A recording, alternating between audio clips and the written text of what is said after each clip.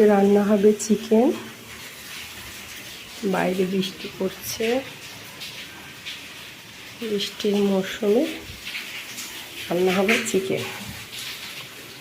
Chicken ধুয়ে লবণ হলুদ সামান্য তেল মাখিয়ে রেখে দিয়েছি, তারপর ফ্রাই করে নেব। এখানে পেঁয়াজ কাটা, আদা কাটা, রসুন, লঙ্কা সব পেস্ট করে নেব।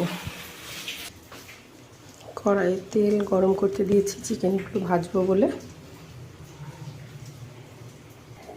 ততক্ষণ মশলাটা পেস্ট করে নিই।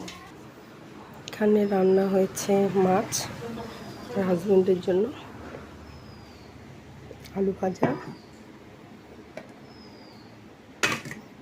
হচ্ছে, ডাল। হাজবেন্ড, বাবা, মা এরা কেউ চিকেন খায় না। তেল গরম হয়ে গেছে, এবার চিকেনগুলো ছেড়ে দেব।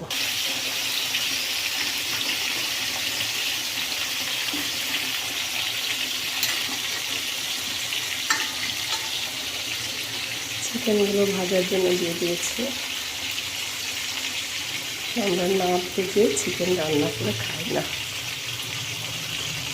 এখানে ফোড়ন দেওয়ার জন্য দারচিনি, এলাচ, শুকনো লঙ্কা, তেজপাতা নিয়ে নিয়েছি।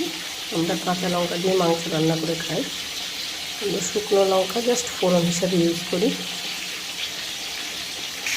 এদিকে চিকেনটা ভাজা হতে হতে আলুগুলো কেটে নেব। আমার ছেলে চিকেন আলু খেতে ভীষণ ভালো। আলুটা কেটে রেডি করে নিয়েছি। এদিকে চিকেন ভাজা চলছে, মশলাও আমি করে নিয়েছি। পুজোর প্যান্ডেলের বাঁশ পড়ে গেছে, প্যান্ডেল শুরু হবে। আর এই যে আমার ছেলে রাস্তায় রাস্তায় ঘুরে বেড়াচ্ছে পড়ার ভয়ে। বৃষ্টি হয়েছে, বৃষ্টি এখন থেমে গেছে। আমার ছেলের দেশি কুত্তা বন্ধু এগুলো আমার ছেলের। ওই যে আরেকজন দূরে দাঁড়িয়ে, এদের নিয়ে আমার ছেলে খেলা করে। এই যে আরেকজনও চলে এসছে, ভোলু, ওর ফ্রেন্ড এগুলো।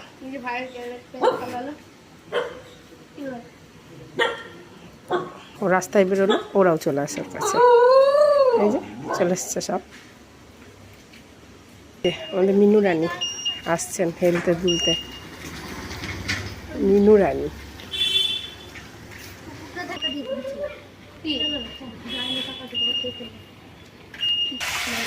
ভাজা কমপ্লিট, আলুগুলো ভেজে নিচ্ছি।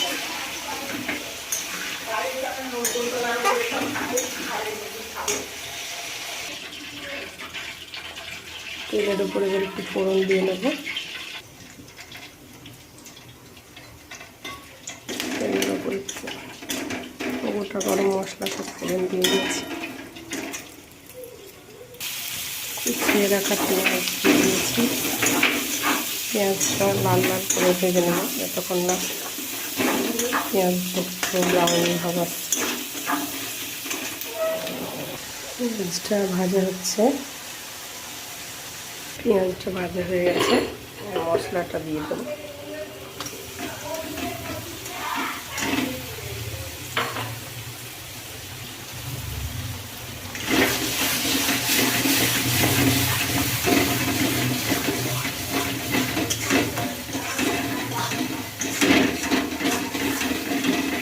মশলায় কিছু দিইনি, একটা রসুন, একটু আদা কুচি, না আদা, কয়েকটা কাঁচা লঙ্কা আর একটা টমেটো। মশলাটা হয়ে যাওয়ার পর ভাতের আদাটা আমি এখানে নিয়েছিলাম।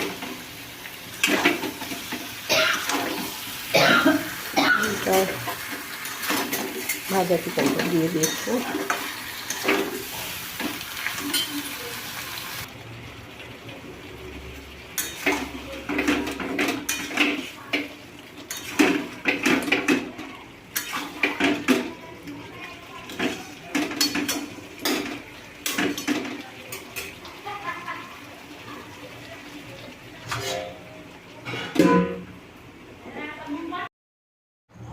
Chicken ready.